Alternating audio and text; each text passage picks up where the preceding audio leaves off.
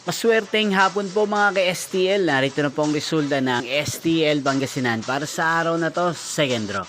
January 8, 2026, araw ng Huwebes. Naway ang mga natayaan nyo pong mga numero kanina ay manalo nawa ngayong hapong ito, 5 PM. Kaya kunin nyo na po ang inyong mga ticket. Narito na po ang resulta.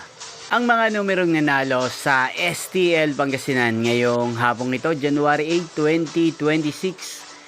5 PM second draw result 37 at 39 in exact order. Again, 37 at 39. At ngayong hapong ito sa STL Pangasinan, atin pong i-shoutout si Kuya Bernard ng Pangasinan na araw-araw pong nanonood sa channel na to. Shoutout po sa inyo Kuya Bernard, sana po ay nasa mabuti kayong kalagayan. At sa lahat po ng mga taga Pangasinan, shoutout po sa inyo. Inyo pong napanood ang resulta ng STL Pangasinan.